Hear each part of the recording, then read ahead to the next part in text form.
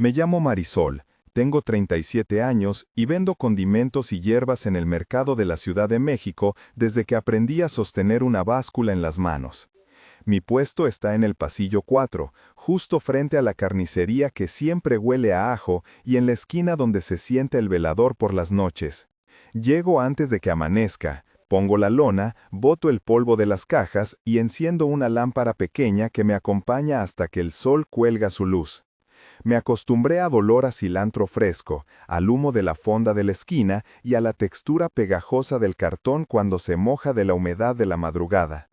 Nunca pensé que entre mis bolsas de comino y las cubetas de achiote encontraría algo que me pusiera miedo. Todo comenzó un martes al amanecer. Trabajo aquí para mantener a mi madre y para pagar la pasantía de mi hijo, y por eso no hablé con nadie en ese momento. Saludé al velador y seguí con mi rutina hasta que una nota doblada quedó debajo de la pesa. No la abrí entonces. La primera vez que vi la nota fue como un sobresalto en la monotonía. Recogí una naranja, la coloqué en la balanza y sentí un papel frío en el borde metálico. Tenía letras apresuradas en marcador negro. No salgas a las 3. Pensé que era broma, que alguien se divertía con la vieja. A la hora, el pasillo olía a café y a clavos, la gente se apuraba y yo me olvidé. Al día siguiente una flor extraña, marchita y casi negra, apareció entre las ramas de pasote que uso para atar paquetes. No era una flor de aquí ni de allá, era como si alguien hubiera traído algo de otro mundo para dejarlo sobre mi mesa. El velador, Toño, me la mostró sin mirarme a los ojos. «No es nada», dijo, y arrugó las cejas. No le creí. El tercer día, al abrir la caja de un lote que debía llegar marcado como despacho urgente, encontré otra nota, más precisa. «Te queda poco tiempo». Fue ahí que entendí que esto ya no era una broma. A partir de ese momento, todo lo cotidiano se plegó a la idea de que alguien me observaba y marcaba mis horas. Mi historia no empezó con esta flor. Crecí en un cuarto compartido cerca del mercado, entre olor a frijol y voces de madrugada. Mi madre vendía tortillas y yo hacía de todo para no perder la escuela. A los 15 años empecé a ayudarla en el puesto de la fonda y luego pasé a vender canela, clavos y hojas de laurel. Aprendí a contar rápido, a reconocer clientes por el sonido de sus pasos y a saber cuándo una caja venía de contrabando solo por la cinta con la que estaba cerrada.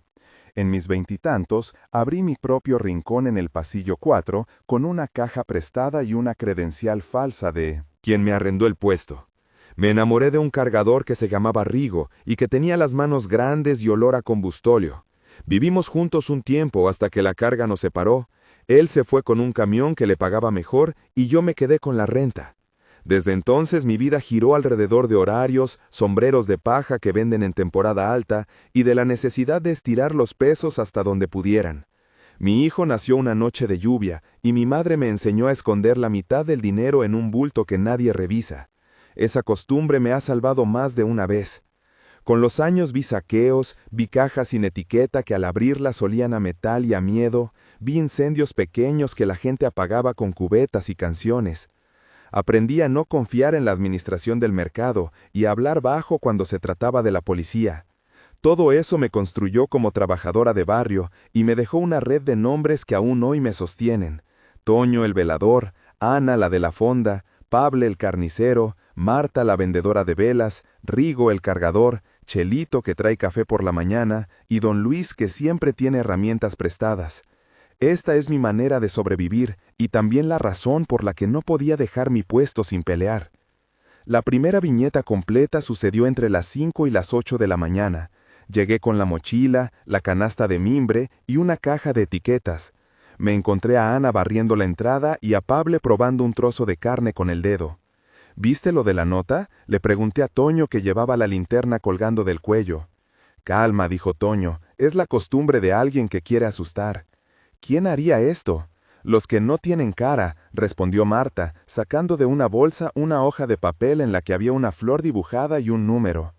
Abrieron cajas, revisaron guías y encontraron un lote sin etiqueta en la bodega número 7.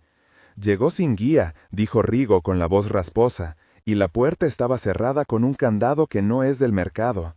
La escena se volvió más tensa cuando Toño encontró, pegada al candado, una fotografía mía tomada de noche, con el reflejo de mi lamparita en el vidrio. ¿Quién la tomó?, pregunté. No lo sabemos, dijo Ana. Sentí el estómago apretado. Hubo 8 intercambios de voz en ese pasillo en menos de 10 minutos, todos cortos, directos, llenos de nombres y medias verdades. Las descripciones sensoriales se apilaron, el olor a aceite viejo de una freidora cercana, la textura rugosa del papel de la foto, el sonido hueco del candado al rodar sobre el piso y el sabor metálico que me quedó en la boca. El clímax parcial de esa mañana fue cuando abrimos la caja sin etiqueta y dentro había una maceta con tierra negra y una sola flor quemada. Nadie habló por un segundo largo. Fue la primera vez que vi a gente conocida quedarse paralizada en su rutina. La segunda viñeta vino desde el otro lado del pasillo. Marta, la vendedora de velas, contó su propia historia, que parecía un eco de la mía. Me dejaron una vela negra en la caja de facturas, dijo, y todos nos miramos. Al día siguiente, mi hijo recibió un mensaje que decía que su foto estaba en redes y que si no dejábamos el puesto iban a cobrar. Su voz tembló cuando dijo cobrar. Inmediatamente abrimos el teléfono de Marta y vimos la imagen, su puesto con las velas tiradas y una puerta entreabierta. Las palabras del mensaje eran precisas y frías. Intercambiamos 8 a 10 frases más sobre qué hacer, con Pable sugiriendo cerrar la reja por unas horas y Rigo proponiendo buscar cámaras. La administración no va a mover un dedo, murmuró Ana. Es lo de siempre, dijo Toño. En esa conversación larga y tensa hubo una lluvia de detalles sensoriales. La cera derramada tenía un olor dulzón que me recordó a cumpleaños tristes, la textura pegajosa de la vela en la palma, el calor que subía del piso por la mañana y la vista de manos que temblaban. El paralelismo entre la nota que yo recibí y la vela de Marta dejó claro que no era un caso aislado. Al finalizar, decidimos que lanzaríamos un comentario en voz alta en el mercado para medir reacciones y que cada quien pondría una cosa que le perteneciera en el fondo del puesto como señal de que seguíamos ahí. La tercera viñeta corrió a cargo de Rigo, el cargador que ahora aparece en casi todas las historias. Era un hombre de manos ágiles y ojos esquivos, de esos que conocen horarios de camiones por su olor. Relató cómo una mañana encontró un lote que debía ir a Puebla, completamente desviado. La guía venía con números que no corresponden, explicó, y mostró con gesto las fotos del guía. Había una nota dentro, una de esas pequeñas que alguien dobla y guarda, dijo. En su relato se notó un elemento técnico que obligué a explicar en palabras sencillas.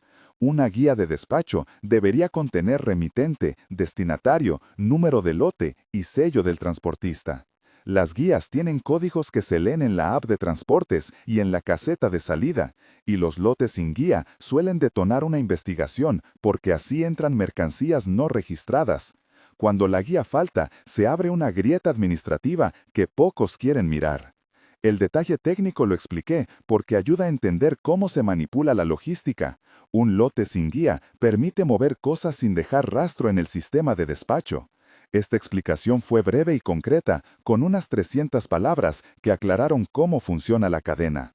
La tensión subió cuando el camión que debía llevar el lote no apareció y a medianoche la reja del estacionamiento estaba cerrada con un candado nuevo. Alguien está aprendiendo a jugar con las reglas, dijo Rigo, o alguien quiere que parezca que algo no existe. Las 4 o 5 descripciones sensoriales en esa escena fueron claras. El olor a diésel en la lona, el metal frío del candado, el sonido de las ruedas en el asfalto mojado, el polvo que se pegaba a las manos y la luz amarilla del alumbrado público que fragmentaba las sombras. Hubo muchos diálogos, 8 a 10 frases cortas que fueron como golpes secos. Después de esas viñetas, la urgencia me llevó a pedir su opinión al público. Si estuvieras en mi lugar, ¿qué harías ahora?, pregunté en voz alta mientras grababa mentalmente rostros.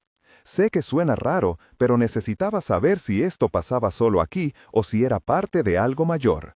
Escriban en los comentarios, por favor. Comiencen su respuesta con «Vi esto en» y digan el año si lo recuerdan. Sus historias nos ayudan a ver patrones y a saber si estamos solos en esto. Agradecí mentalmente a quienes escuchaban. Ese momento de pausa fue una invitación a que la comunidad también se activara y compartiera datos que, a veces, la administración ignora. Fue una mezcla de vulnerabilidad y estrategia colectiva. La cuarta viñeta profundizó en un personaje nuevo, Pable, el carnicero que tuvo el lote sin etiqueta en su bodega.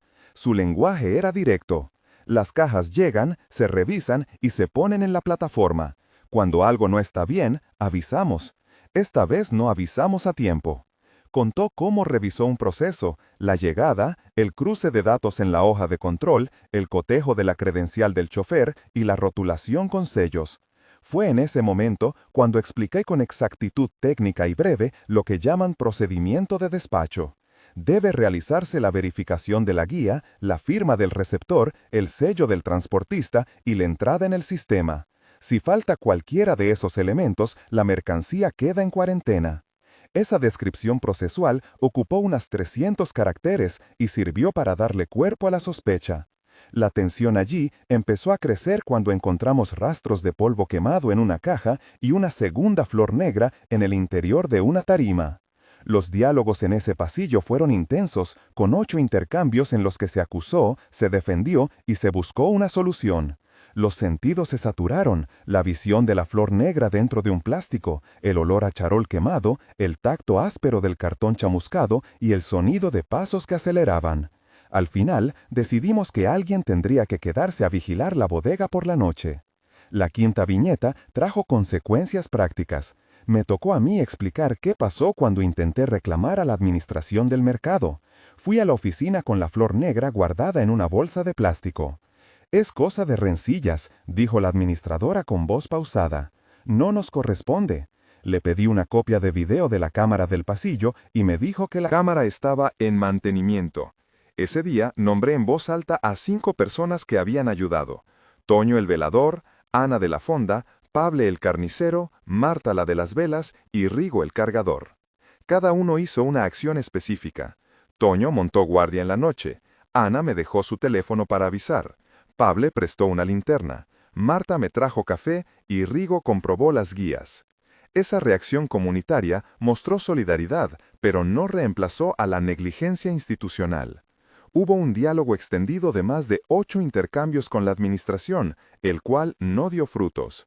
Las descripciones sensoriales fueron numerosas. La textura fría del escritorio de la administración, el olor tenue a productos químicos de limpieza, el sonido de un ventilador que no funcionaba bien y la vista de papeles amontonados que nadie abría. La consecuencia práctica fue que cambiamos la rotación de turnos y yo decidí cerrar el puesto a las 3 para probar si la nota se cumplía. Esa noche, las calles del mercado se quedaron vacías y el pasillo pareció estirar la oscuridad como una mano. La sexta viñeta trató la ritualización del problema. Empezaron a aparecer notas más elaboradas, pequeños sobres con flores secas y, al final, una cadena de candados que nadie había colocado de la forma habitual. Recibí una caja con gardenias marchitas y una tarjeta que decía «Por tus deudas». Nadie en la comunidad me debía dinero que no pudiera explicar, pero el mensaje era claro. Se sentó una especie de ritual de distracción, donde la intimidación se mezclaba con símbolos. Decidimos responder con rituales propios. Dejamos una nota colectiva pegada en la reja que decía «Aquí seguimos». Atamos la flor negra en el fondo de la estantería como muestra de resistencia y marcamos con tinta invisible las cajas que salían. Hubo un encadenamiento de acciones pequeñas que eran como un conjuro contra la amenaza. Los diálogos se multiplicaron, con 8 a 10 frases por escena en las que cada quien contaba su versión y sugería un ritual. Las descripciones sensoriales aumentaron, el olor a tinta fresca, la sensación del polvo en la garganta, el sonido de las cadenas cuando alguien las movía, la vista de papeles doblados y la textura de la cuerda con la que atamos las flores. Al final, tomé la decisión de no dejar que el miedo controlara cuándo trabajo. El incidente colectivo que funcionó como clímax ocurrió una noche en que el pasillo 4 se transformó en un escenario de pánico. Empezó con un olor a quemado que nadie supo ubicar. En minutos, uno de los puestos cercanos estaba en llamas por una chispa de una cocina improvisada.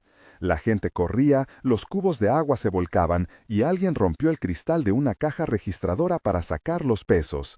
Fue una secuencia de caos que implicó a todos. En las primeras fases hubo 2 párrafos largos de tensión que se extendieron entre 5 y 600 caracteres cada uno. Primero, la sensación de asfixia cuando el humo llenó el corredor, un sabor a metal, y la vista se llenó de humo amarillo. Los pasos se escuchaban desordenados y la luz de las lámparas titilaba. Hubo un intercambio de voces cortas y tensas. «¡Abre la reja!», gritó alguien. «¡Apaga el fuego!», respondió otro. «Las medicinas de la madre de Ana», gritó Rigo. Los dedos se quemaron, se oyeron cristales romperse y el ruido del fuego parecía un animal que devoraba recuerdos. En el segundo párrafo de ese clímax, la violencia mutó en saqueo. Unos cuantos aprovecharon para robar lo que podían, gente que no reconocía entre la multitud. «No dejen que tomen todo», dije mientras empujaba a un hombre que intentaba llevarse una caja de especias. 2 mujeres forcejearon por una charola de vainillas y un joven cogió una maleta con harina.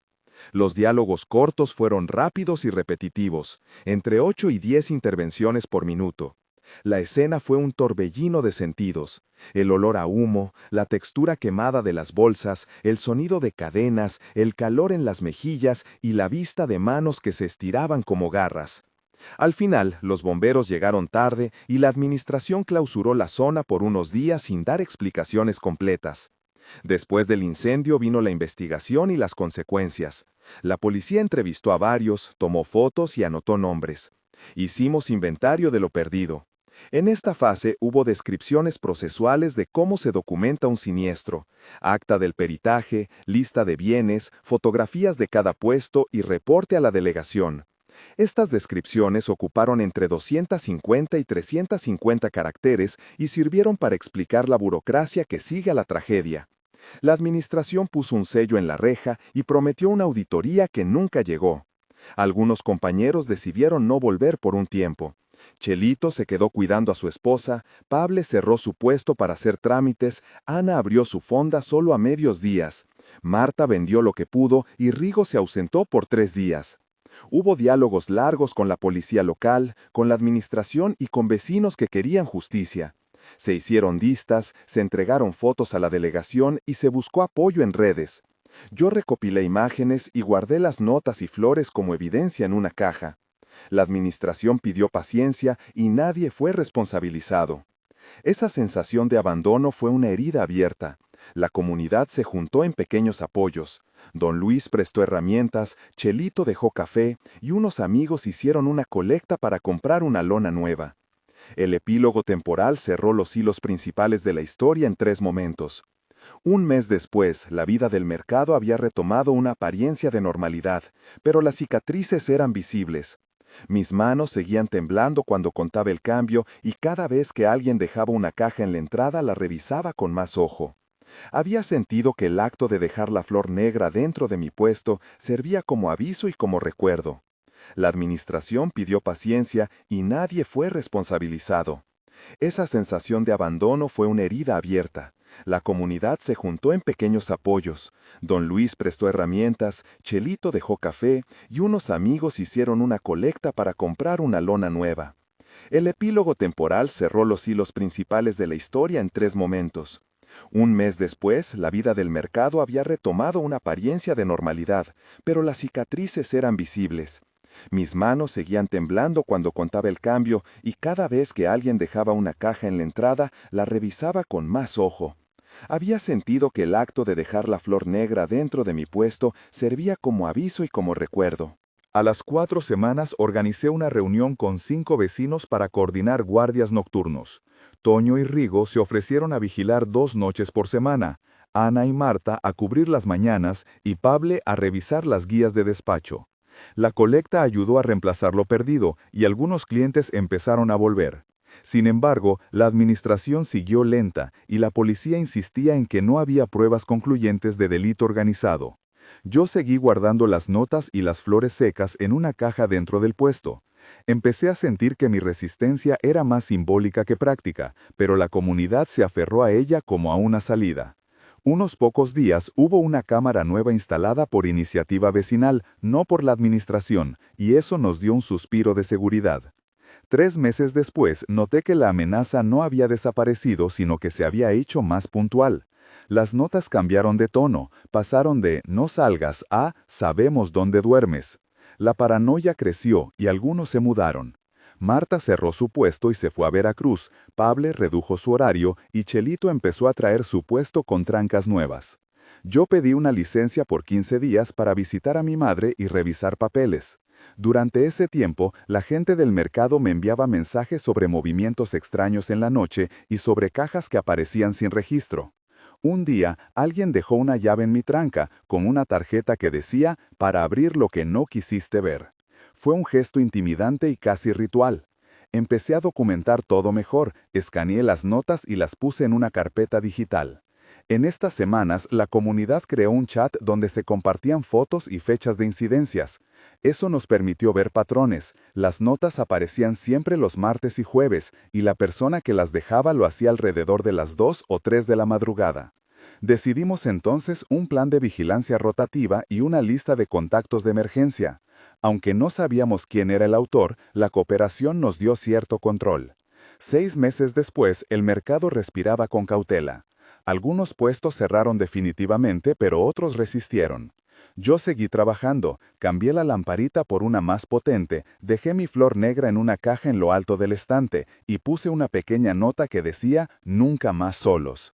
Algunos vecinos volvieron y la violencia organizada pareció dispersarse. Tal vez los que mandaban mensajes encontraron otro objetivo, o tal vez nuestra visibilidad los hizo desistir. Don Luis consiguió un permiso para colocar una cámara comunitaria, la delegación prometió revisar las guías de despacho aunque con lentitud, y la administración terminó por pagar una parte de los daños sin admitir responsabilidad.